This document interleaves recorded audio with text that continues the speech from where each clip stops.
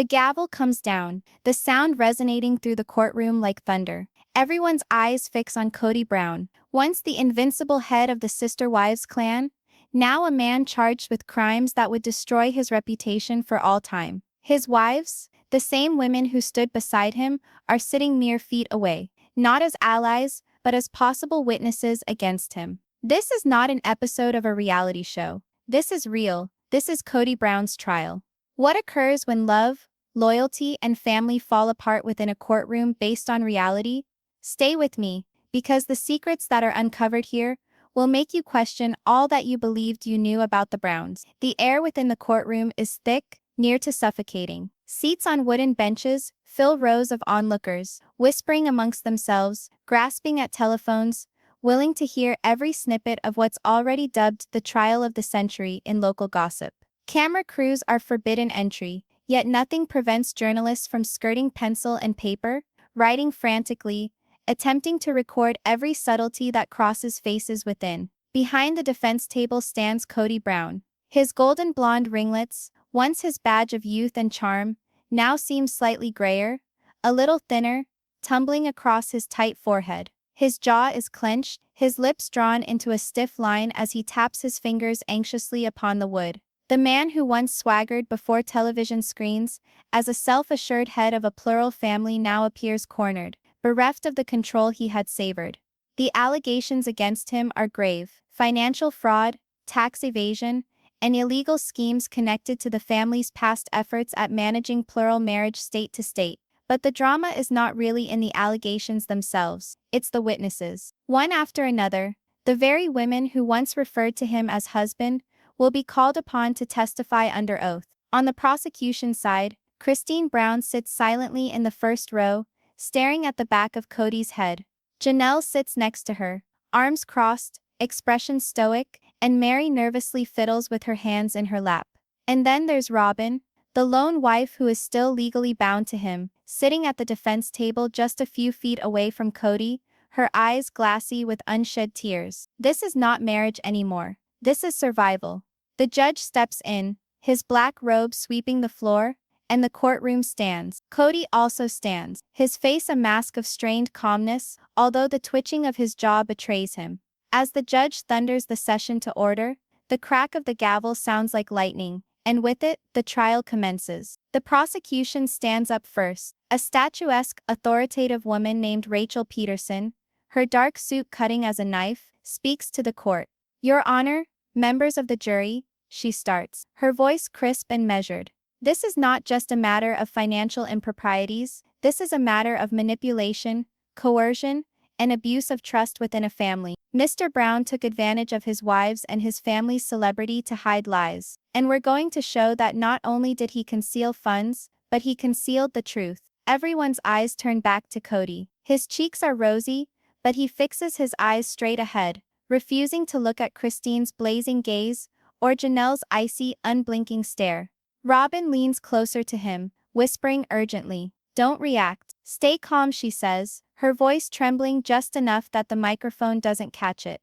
But the jury notices, the wives notice, and the audience watching every move from the benches notices. Every small detail here will be remembered, dissected, and judged. The defense lawyer stands up next, a younger, smoother man called Daniel Hayes, of the same level of charisma that Kody once had. He presents Kody as a wrongly misunderstood family man, a man bullied because of his creed, a victim of bigotry against his way of life. His words are chosen with care, but the atmosphere doesn't relax. If anything, it gets more charged. The first witness is ushered in, Christine Brown. The courtroom pivots as she moves forward, the heels of her shoes clicking off the shining floor. She's in a dark blue dress, conservative but imposing, her blonde hair back, her shoulders tall. She does not glance at Kody, does not glance at him once. "Mrs. Brown," the prosecutor starts, "when did you become aware of anomalies in Mr. Brown's financial activities?" Christine's voice is firm, but beneath it vibrates with years of suppressed indignation. "It wasn't any one incident. It was years of lies, years of having him move money from one account to another, assuring us it was for the family, but it wasn't. It was for him, and for Robyn." A murmur runs through the room. Robyn tenses, her mouth opening as if she would scream, but Kody tightens his grip on her wrist beneath the table, warning her to be silent. Christine goes on, her voice rising just a fraction so it slices through the tension. He said we would have to make sacrifices, that we couldn't provide some things for our children. And yet, Robyn always seemed to have extra. A new home, a larger allowance, private school for her kids. The prosecutor leans forward. Are you saying Mr. Brown redirected family monies for his own benefit? Christine hesitates. Not at all. Yes, and he lied to all of us about it.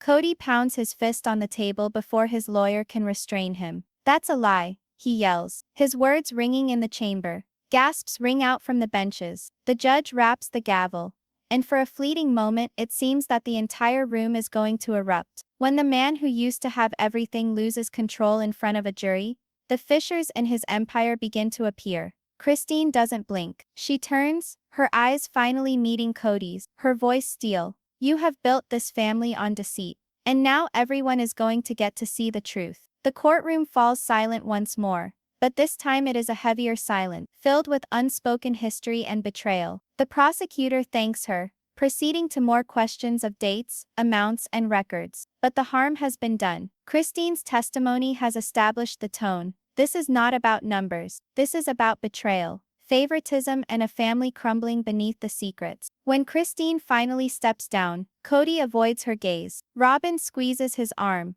whispering, "We'll fight this." But Kody doesn't answer. For the first time, he looks unsure, small. And as Janelle rises, ready to take the stand, the entire courtroom braces itself for the storm that's about to come. Because if Christine lit the fire, Janelle is about to pour gasoline on it.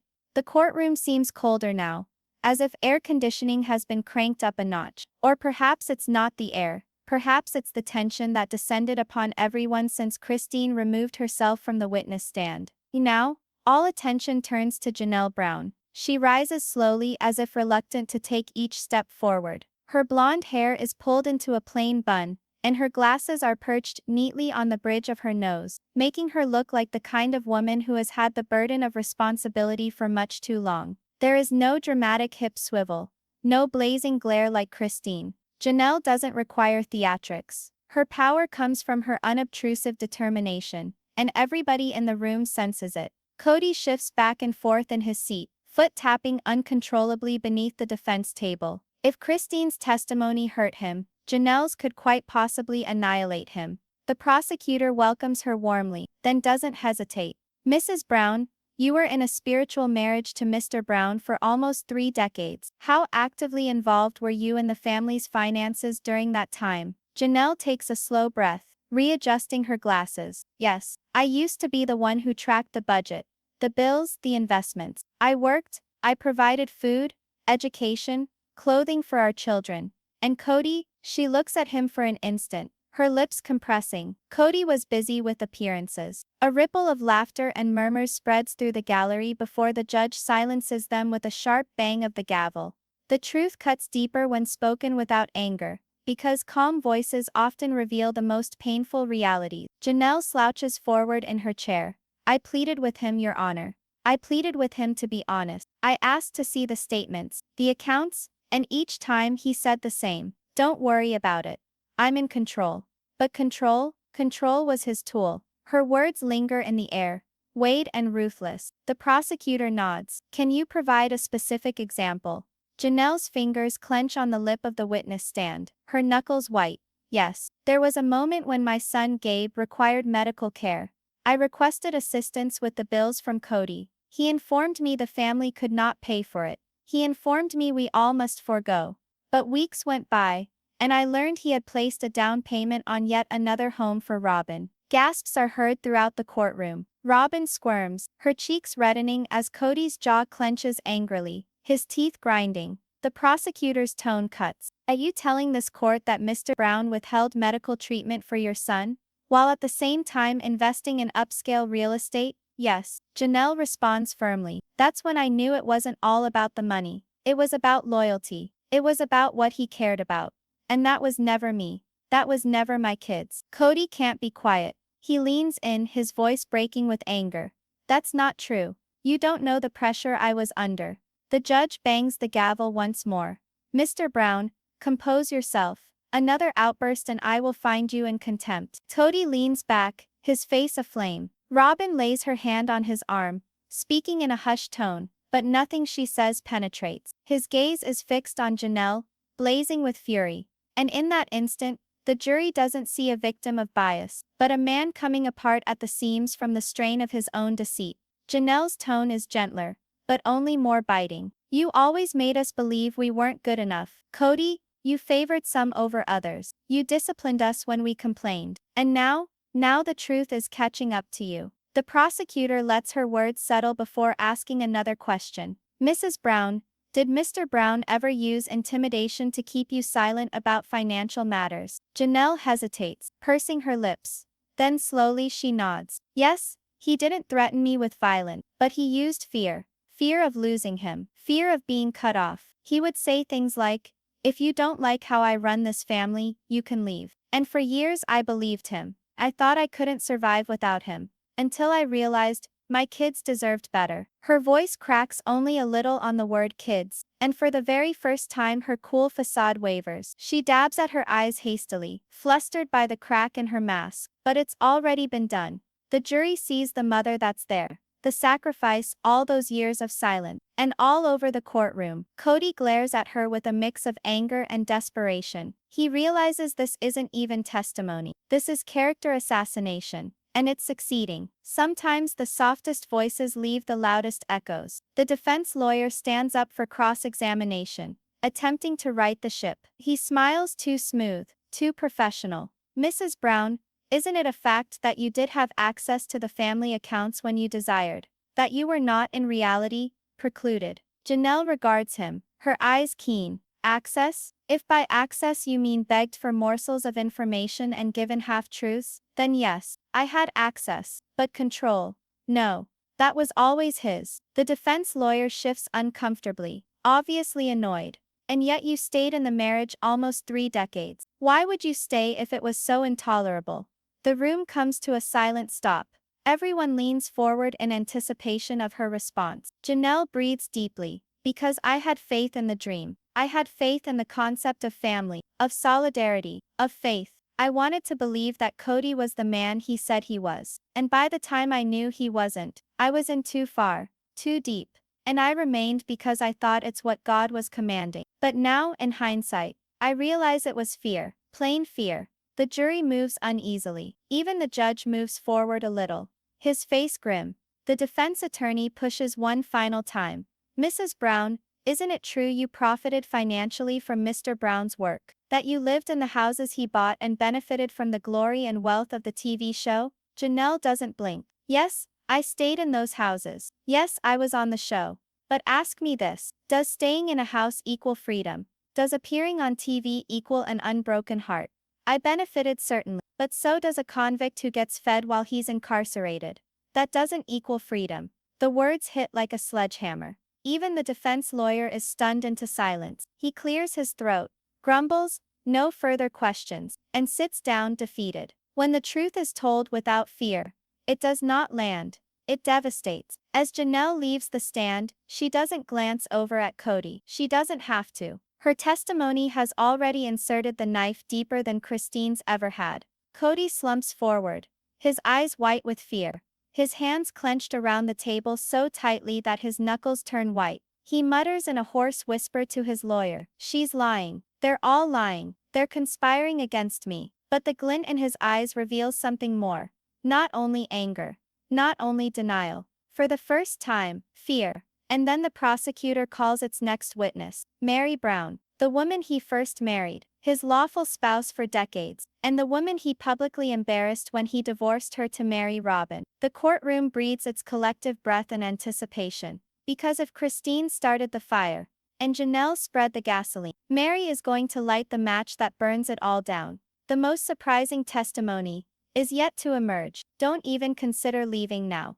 Because what Meri reveals next will turn this entire trial on its head. The courtroom silence is oppressive as the bailiff calls Meri Brown to testify. For an instant, she doesn't budge. She sits stiff, her fingers clutching the bench's edge, her face deathly pale. She looks as if the burden of 3 decades weighs on her shoulders. And then, inch by slow inch. She stands up. Each move Meri makes seems calculated, cumbersome, as if she's wading through water. In contrast to Christine, who exuded righteous anger, and Janelle, who exercised quiet power, Meri brings something else with her, pain. A pain that doesn't yell or scream, but haunts in the spaces between words. She smooths her blazer as she sits in the witness chair. Looking down, the clerk administers the oath, and at last she looks up. For a fleeting instant her eyes meet Kody's, and then she turns away. The prosecutor, Rachel Peterson, approaches with caution, nearly with gentleness. "Mrs. Brown, you were married to Kody first. Can you explain what that was like for you?" Meri swallows hard, her own voice soft. "It meant everything. I thought I was creating a life, a family, a forever. I thought I believed in him." She stops, her throat constricting. "But I was wrong." Kody fidgets in his chair, clearly uncomfortable. Robyn tries to squeeze his arm, but he pulls it away. The quiet truth always stings more than shrieked accusations. The prosecutor nods. "Your official marriage to Mr. Brown at some point ended. Why was that?" Meri gasps. "Because he asked me to divorce him. He said it was for Robyn, for her children. He said it so he could adopt them legally. And I said yes, because I felt it was the best thing for the family." Her voice now shakes, but she holds. "But what he actually wanted was her. Not me. Never me." The jury shifts uneasily. One woman on the panel presses her lips together, her eyes glistening as though she feels Meri's humiliation herself. The prosecutor leans closer. "Did Mr. Brown ever use that position, your trust, your loyalty, to manipulate you?" Meri's lips quiver, but she nods. "Yes, he knew I loved him. He knew I would do anything to hold our family together. And he used it. He made me feel selfish if I questioned him, that I was ungrateful. And when I finally began to doubt, when I asked him if he still loved me, he said no." The words sit in the air like a blade. Even the reporters hesitate for a moment, shocked at the bluntness of it. Kody's face goes red with anger, his fists clenched on the table. He cannot keep quiet. "That's not true, Meri. You're distorting it. You know why things broke down." "Order!" The judge thunders, banging the gavel. The courtroom erupts in whispers, the rustle of papers being shuffled, the moving of bodies hunched forward to hear every utterance. Meri doesn't blink. Her gaze finally raises, and this time she meets Kody. "You broke me, Kody, piece by piece. And then you left me alone to bear the shame of it." Pain carried in silence is turned into a weapon when finally voiced aloud. The prosecutor lets the silence build before continuing. "Mrs. Brown, did you ever observe any suspicious financial activity by Mr. Brown?" Meri pauses, looking over at Christine and Janelle in the gallery. Both of them nod infinitesimally, urging her on. She looks back at the prosecutor.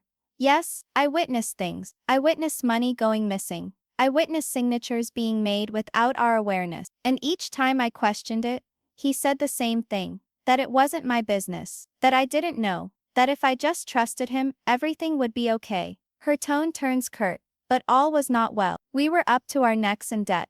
Our children were floundering. And yet somehow, there was always money enough for Robyn's expenses. Always." Robyn's face is red with anger. She begins to protest, but the defense attorney puts a hand on her arm. "Not now," he breathes. Meri's eyes shine, but her tone coarsens. "I used to believe I was the problem, that I wasn't enough. But here, standing here, I know the truth. Kody wasn't protecting us. He was protecting himself. And the rest of us, we were collateral damage." The prosecutor allows the impact of her testimony to sink in before nodding. "Thank you, Mrs. Brown. No further questions." The defense lawyer stands, buttoning his suit with awkward assurance. He smiles thinly. "Mrs. Brown, isn't it true that your relationship with Mr. Brown was strained long before any of these financial difficulties came to light?" Meri inclines her head, her eyes on him. "Yes, because of him." The lawyer smirks. "And isn't it also the case that you were involved in suspicious online behavior during your marriage? That you were part of what has been publicly described as a catfishing scandal?" Gasps spread throughout the courtroom. Kody's lips twist into the slightest smirk, his eyes shrinking into slits as if to say, "Now the tables have turned." Meri's face pales, her throat constricting. The defense attorney pushes more insistently.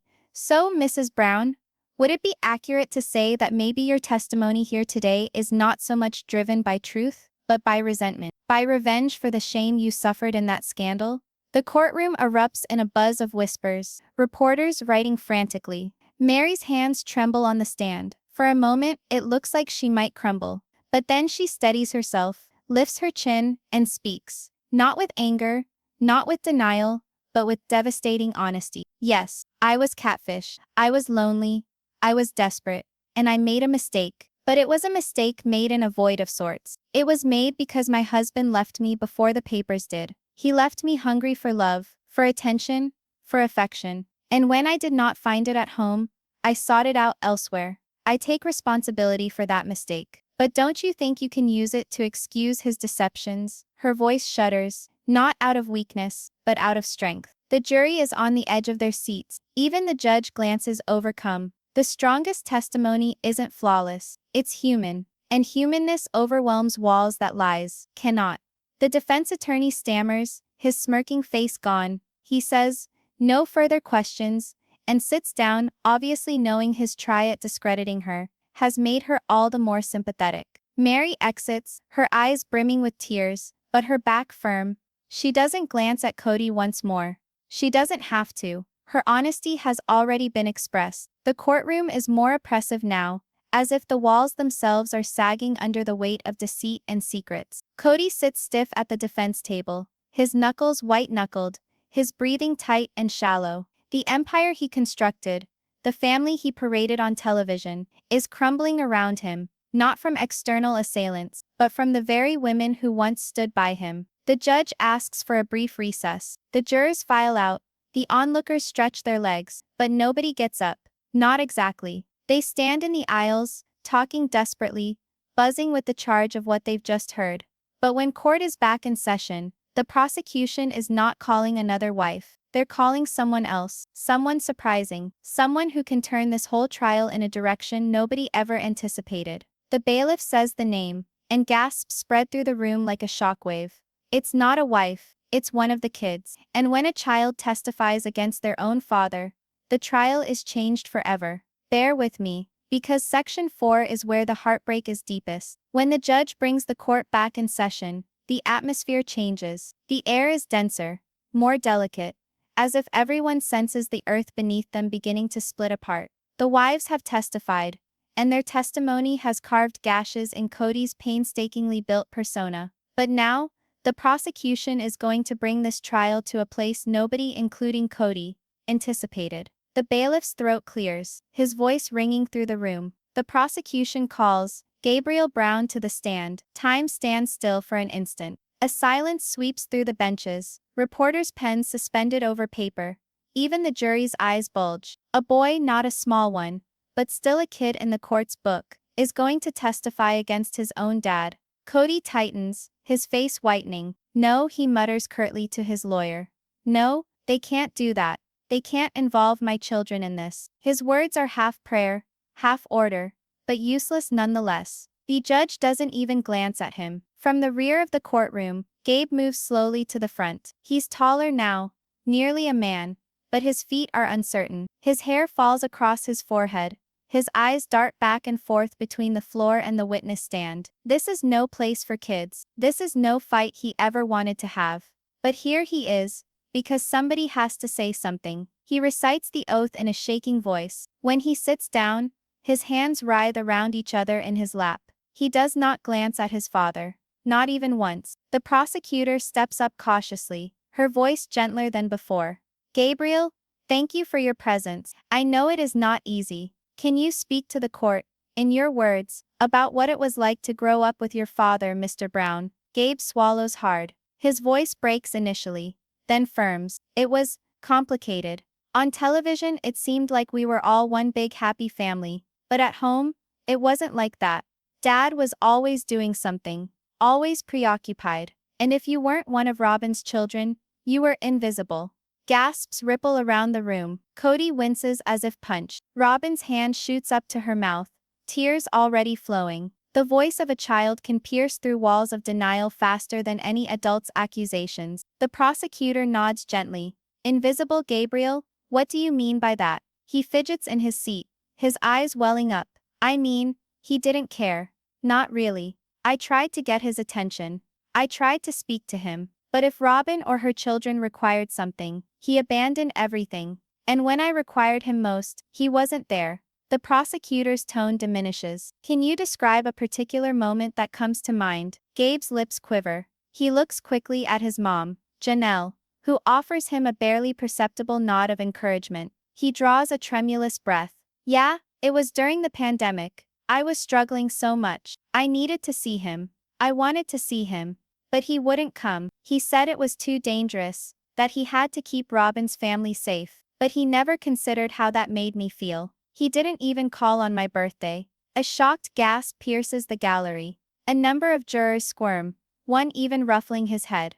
Kody's face twists, anger and shame crashing in a tempest. He can't hold back. He forms silent words. Perhaps I did call. But they don't pass his lips. The prosecutor continues. And how did that make you feel, Gabriel? The boy's voice shatters. Like I didn't exist. Like I wasn't his son anymore. Like I was expendable. They hang there, naked and unflinching. Robyn buries her face in her hands, weeping softly. Kody has his grip on the defense table so tight his knuckles become bone white. When a kid tells you that they feel disposable, it's not evidence, it's heartbreak. The prosecutor's voice cuts a little sharper now. Gabriel, did you ever observe your dad acting in ways that made you feel pressured or threatened? He pauses, looking down at his hands. Not threatened, like violent, but pressured, yeah. He always made it sound like we had to make a choice, like we had to prove our loyalty to him. If you didn't do things his way, if you didn't see eye to eye with him,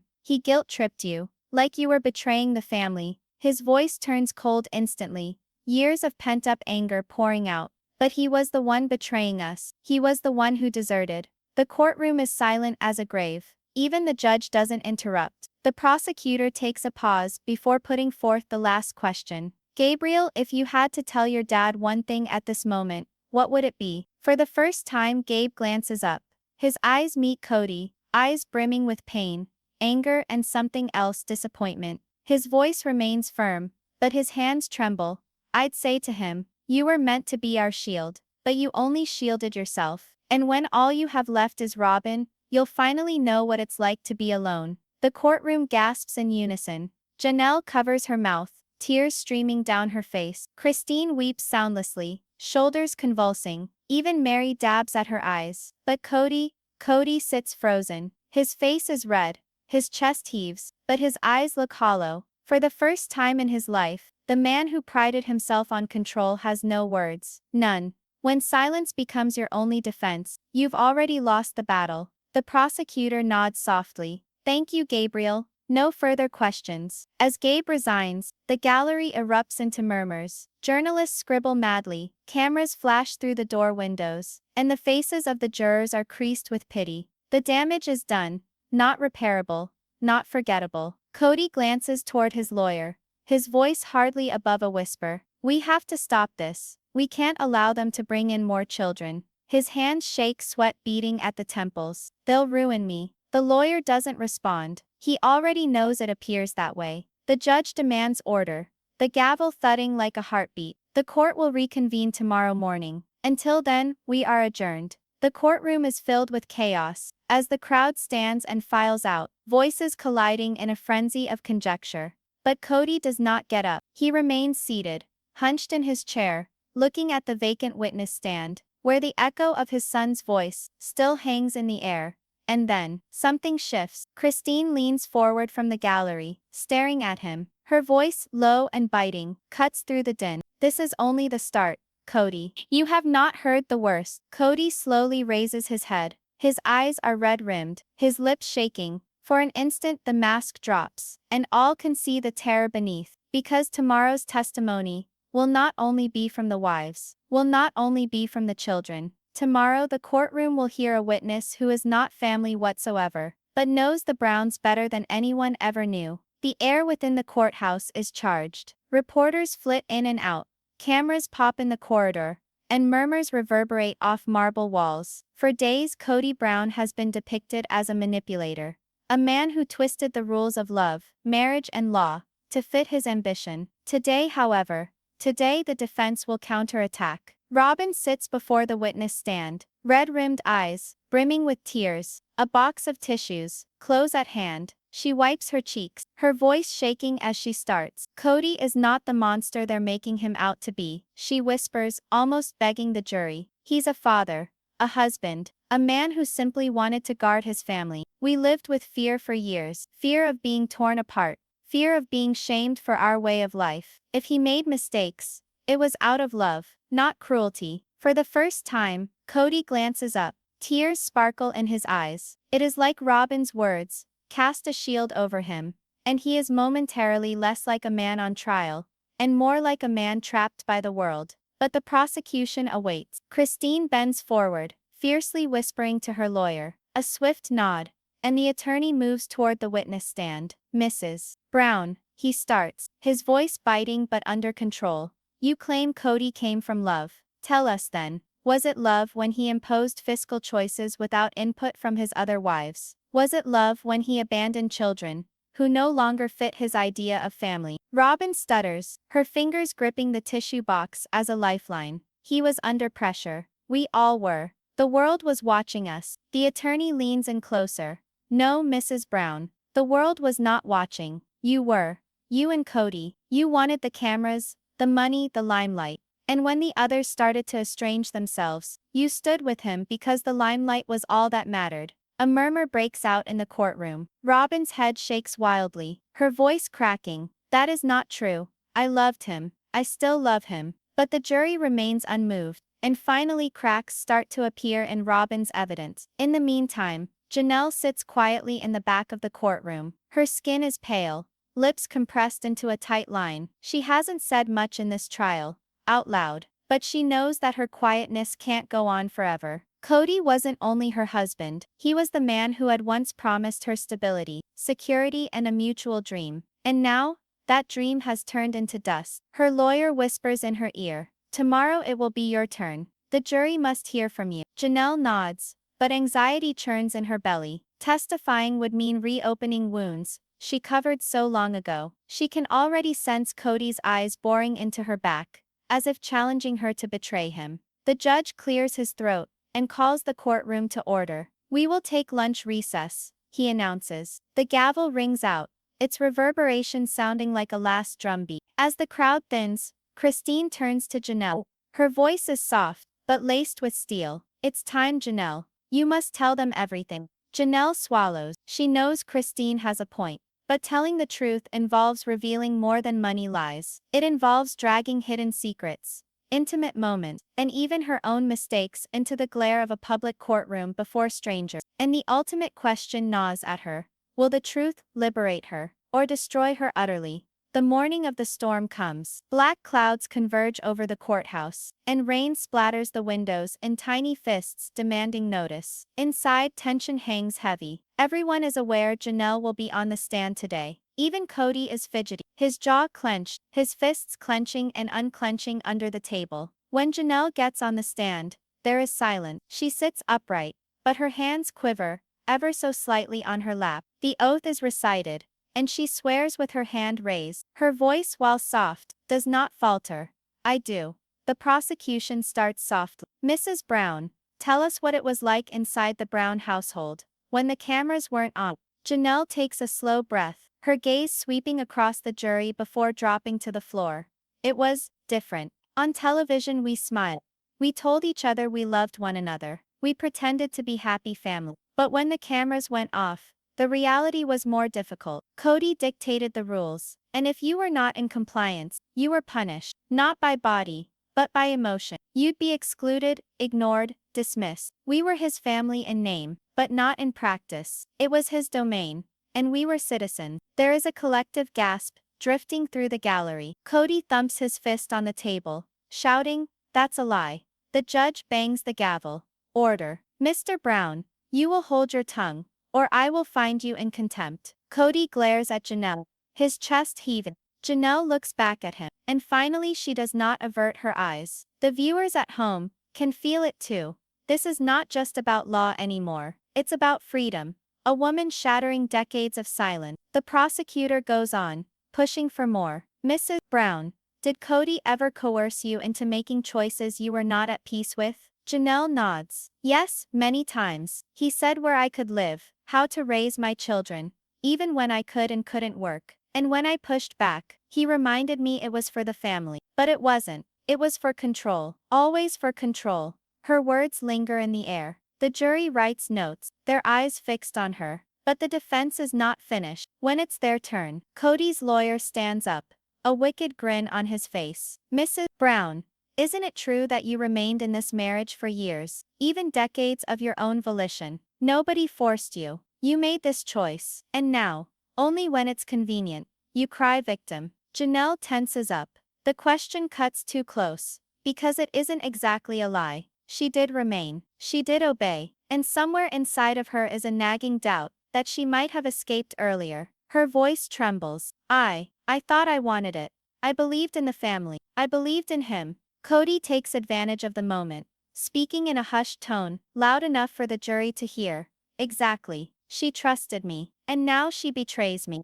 The defense attorney smirks and takes a step back. The tension hangs heavy in the air, like the smoke of a fire that will not be extinguished. And the jury is left to wonder, is Janelle a victim of manipulation, or an accomplice, who regrets her own decision? The interview concludes, with Janelle leaving the stand, her complexion pale, her eyes glazed. Christine embraces her, whispering, "You did the right thing." But Janelle is uncertain. The jury is split, some empathetic, some doubting. Kody, on the other hand, smiles for the first time in days, a small deadly smile, for he knows doubt has been seated. And in a courtroom, doubt is more deadly than truth. The gavel drops, signaling recess. And as the room clears out, one thing is certain, this trial is no longer simply a war of facts. It's a war of perception. And the most perilous testimony remains to come. The trial had been underway for 6 weeks, and the courtroom was heavier than ever. Every morning, as Kody Brown strode through those double oak doors flanked by his attorney, the atmosphere inside changed. The courtroom was no longer filled with gawking observers. Only the diehards, a few reporters, and the women who'd shared his life, were left behind.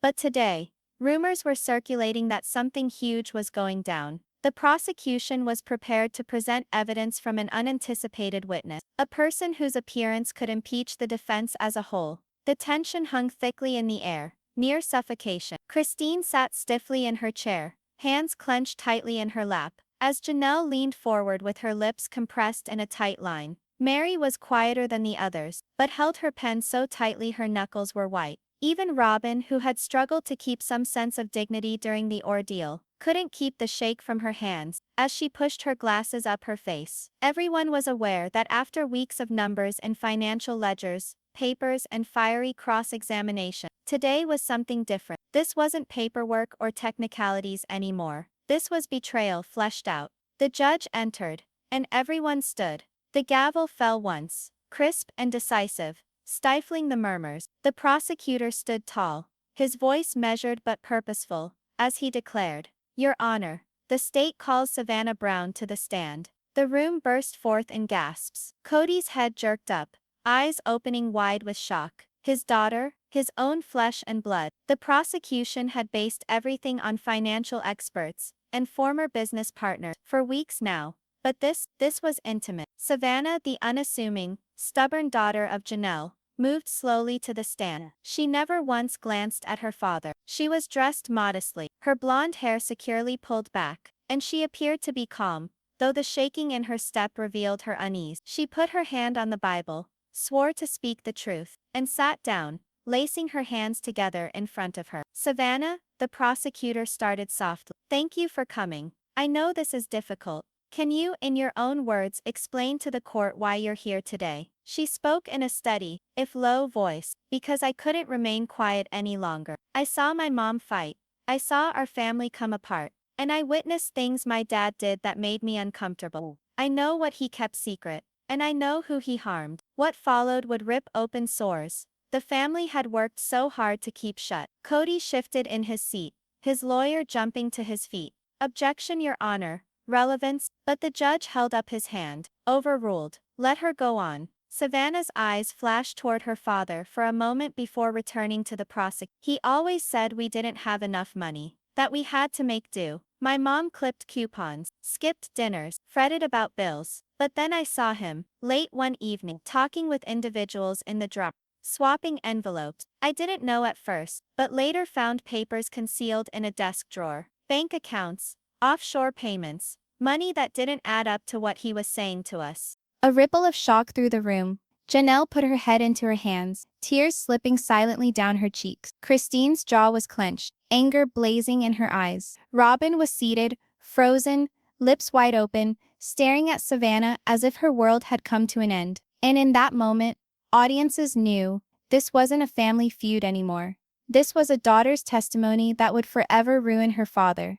The prosecutor leaned forward. Savannah, did you discuss this with your father? Her voice broke, but she nodded. Yes, I asked him once, when the other people were asleep. He said it wasn't my business, that I was never to tell anyone, not even mom. He said if I loved him, I'd keep quiet.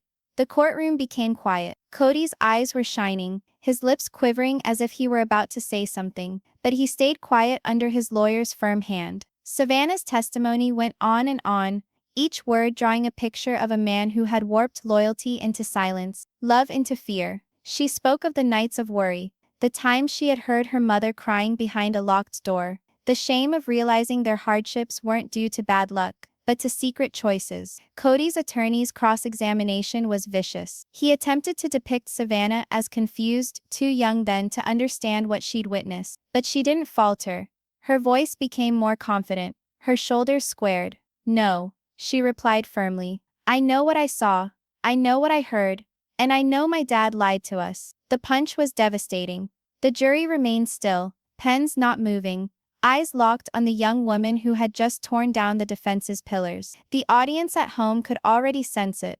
The fall of a man once invincible, destroyed not by strangers, but by his own kind. The court adjourned for the day soon afterwards, the seriousness of Savannah's words still weighing. As individuals filed out, reporters scrambled to get responses. Janelle hugged her daughter close, saying something softly into her ear. Christine had a shielding arm around them both. Meri hung back, struggling between incredulity and dark vindication. But Robyn was the one to crack. She threw herself into sobs in the corridor, her cries ringing down the marble halls. He promised me it wasn't true. He promised. Cameras recorded every moment, the video looping on news networks by evening. Kody, who was accompanied by his lawyer, refused to glance at anyone. His jaw was clenched, his eyes cast forward, but his hands trembled as he thrust them into his pockets. For the first time during the trial, he seemed defeated. Social media went wild that night. Videos of Savannah's testimony were like wildfire, trending hashtags around the globe. Fans argued vociferously. Was she heroic for outing him, or mean-spirited for betraying her dad on television? Families sitting at home fought among themselves, fans divided. But one thing was certain, this case was not about technicalities any longer. This case was about betrayal, truth, and the price of silence. The following morning, closing arguments were just days away, announced the judge. Soon, the jury would rule whether Kody Brown's empire of deceit would finally crumble in a conviction. And still, one final revelation remained in the wings, one that no one in that courtroom was ready for. The courthouse hummed with an anxious tension that morning, more oppressive than at any other time. By this time, the world had listened to Savannah's testimony. It had been aired on every channel, analyzed by every pundit, and debated in millions of American living rooms. And yet there were rumors that the prosecution had kept one final card hidden up their sleeve, a card strong enough to determine everything. When Kody appeared in court, he no longer had the same air of arrogant self-assurance. His hair looked messy, his suit creased, and although he attempted to gaze ahead without looking at anyone, the dark circles under his eyes gave away sleepless nights. Robyn followed behind him quietly, her face deathly pale, makeup subtly smudged, as if she hadn't even taken the time to cover up her tears from the previous night. Christine, Janelle, and Meri sat in tandem in the gallery, an unlikely coalition born out of desperation. For years they had been polarized by rivalry, bitterness, and jealousy. Today, however, they resembled a one unit. And when Kody's gaze strayed momentarily toward them, Christine shook her head in something close to disgust, and Janelle wouldn't even glance his way. The judge appeared, the gavel banged, and hush descended. The prosecution stood up. His voice was measured, his words guarded. Your Honor, members of the jury, the state presents its last witness, Meri Brown. The gallery collectively sucked in its breath. The room seemed to have lost oxygen. Meri herself sat rigid in her seat, her complexion pale.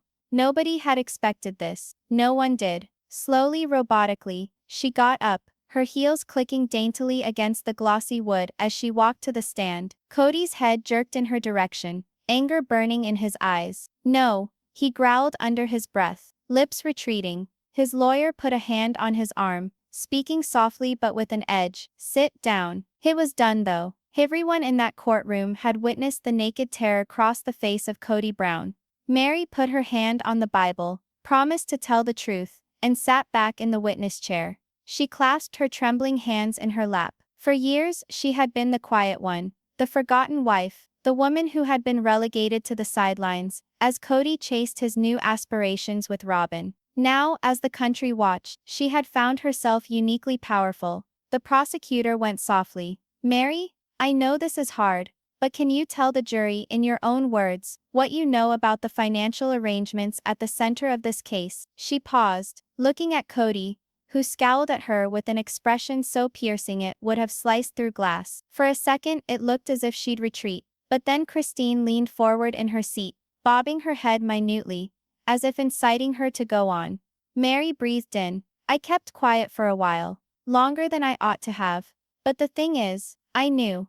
The words echoed out, suspended in the air. She went on, her voice firmer now. Kody taught me things. Bank transfers, documents. I thought he was trusting me at first. I thought he was finally allowing me back in, after all those years of pushing me away. But then he explained to me why he was taking me along. He said that if I ever attempted to escape from him, if I ever betrayed him, he had evidence that I knew too. He said that it would bring me down with him. The courtroom erupted in whispers, journalists writing frantically, the judge banging the gavel to call the room to order. Kody pounded the table with his fist and stood up. She's lying. She's bitter. She's always been bitter. Sit down, Mr. Brown. The judge thundered, his voice rumbling through the chamber. The bailiff advanced menacingly until Kody slowly, unwillingly, sat back down in his chair.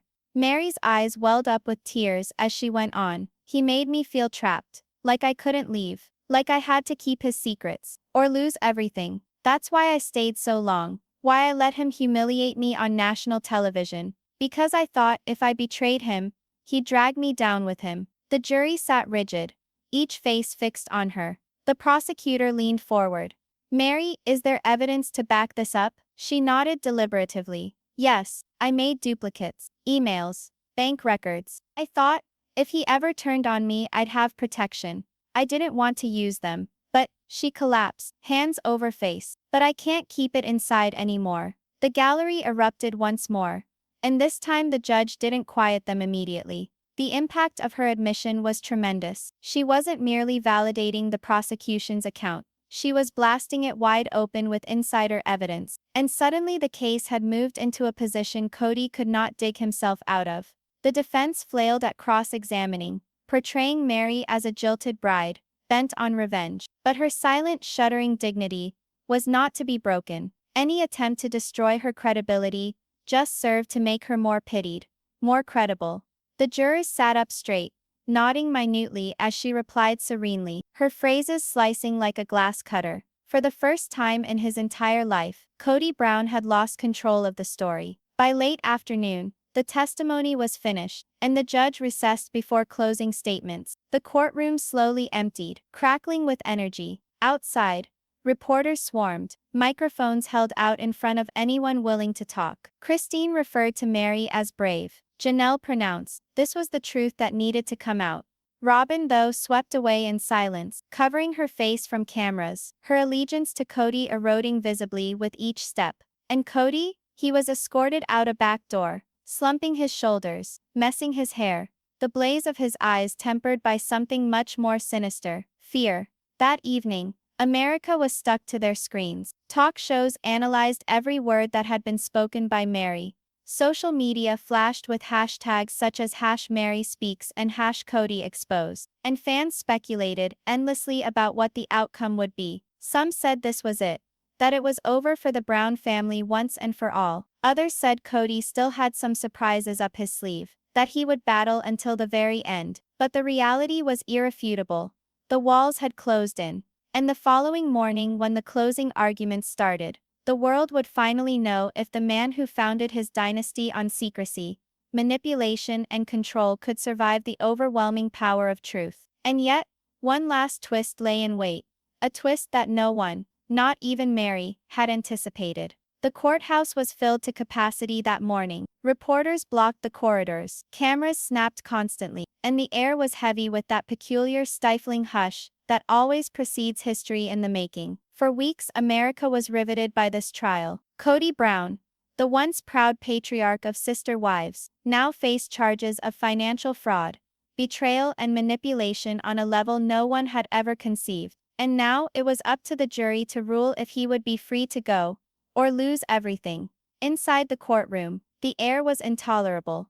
The judge came in, face stone cold. The jury filed back in, one at a time, eyes cast down, their faces impassive. Christine tightened Janelle's hand, lips sealed. Meri sat rigid, her words still ringing in her head. Robyn, in public for the first time, sat separate from Kody, her chair tilted just slightly away, her hands writhing nervously in her lap. Kody himself seemed like a man attempting to cover up the tempest churning within. His shoulders braced, his jaw set, but now and then his fingers drummed against the table of their own accord. It was the sole indication that under the surface, terror was devouring him. The judge addressed them. Members of the jury, have you arrived at a verdict? The foreperson rose, a creased piece of paper in his hand. We have, your honor. You could feel the room's collective intake of breath. As the bailiff handed the paper to the judge opened it slowly, as if relishing the anticipation. He read it in silence, his face unchanging, and then passed it back to the foreperson. The silence was oppressive. Eventually, the foreperson's voice shattered the tension. In the case of financial fraud and embezzlement of funds, we the jury find the defendant, Kody Brown, guilty. The word cut through the courtroom, like a crack of thunder. Gasps, whispers, sobs. The air was charged. Christine covered her mouth with her hand, tears welling up in her eyes. Janelle settled back in her seat, relief written across her face. Meri closed her eyes and whispered something softly, possibly a prayer, possibly simply the word at last. But it wasn't finished. The foreperson went on, steady voice. In the issue of threat and coercion against his wives, we the jury find the defendant, Kody Brown, guilty. Kody pounded his fists onto the table, jumping to his feet. This is a travesty, a setup. They all conspired against me from the beginning. His voice broke, desperation seeping through the anger. Order in the court. The judge thundered, gavel striking maniacally. The bailiffs charged forward, grasping Kody by the shoulders. He flailed about, his blonde mane cracking his red, angry face. He spun to Christine, yelling, "You think you've won? You'll be sorry. Every one of you will be sorry." Christine didn't bat an eye. For the first time in years, she met his glare with no fear. The judge paused for quiet, then delivered the coup de grace. "Mr. Brown, you are guilty on several counts of fraud and coercion. Sentence will be passed at a later time, but for now, you are remanded into custody. Bail is refused." The courtroom broke out again, half cheering, half in shocked amazement. Kody's expression contorted, disgust writ large across his face. "No, no, you can't do that. I'm the father. I'm the husband. I'm the." Bailiffs yanked his arms behind his back and clicked on the cuffs. The clanging of metal around his wrists was louder than the crack of any gavel. Robyn crumpled into tears, her voice shrill, nearly animal-like. "Kody, Kody," she stretched out, but he didn't even glance her way. His eyes were frenzied, flying around the room, looking for someone, anyone, who still had faith in him. But there was no one. Not the jury, not the judge, not the wives who once stood by his side. The courtroom was silent in shock as the once aggressive patriarch of Sister Wives was taken away in handcuffs. Disheveled hair, twisted face, consumed by rage and despair, he appeared less the authoritative figure he had always sought to be, and more a shattered man, at last defeated by the very lies he had built his world upon. Outside, the courthouse steps erupted in pandemonium. Journalists called out questions. Cameras flashed. Fans of the show screamed in shock, some crying, some cheering, but they all concurred they had just seen history. Inside, Christine embraced Janelle tightly. "It's over," she breathed though her voice quivered. Meri sat in silence, tears flowing down her cheeks, not of sadness but of relief. For decades she had borne the weight of silence, of shame, of fear, and now, at last she was free. But Robyn stayed, her cries ringing off the marble walls. Her whole world had disintegrated in an instant. The man she had stood up for, loved, and given everything for was dead. And with him, so was the life that she and her children had envisioned for themselves. The words of the judge resonated in everyone's ear. Guilty, remanded. No bail. America went wild. News channels labeled it the collapse of a polygamous empire. Twitter went wild, with hashtags #Kody guilty, #justice for the wives, and #end of an era. For Sister Wives fans, it was more than a trial. It was the soap opera-ish conclusion to a saga they had been watching for more than a decade. The smooth-talking man who once preached about love, faith, and family was now a convict, waiting to be sentenced. And yet, even as the courthouse cleared out and darkness fell, one question hung in the air, heavy and unanswered. If Kody Brown could fall so far so quick, what came next? Would Robyn defend his honor? Would the wives start anew without him? Would the children once protected by the cameras now have to live in the shadow of his shame? No one had the answers. But one thing was sure. The Brown family, once America's poster family for polygamy, would never remain the same. And somewhere deep within the thick concrete walls of a county jail, Kody Brown sat isolated, the sound of the judge's words ringing in his ears. Guilty. The word he could never forget.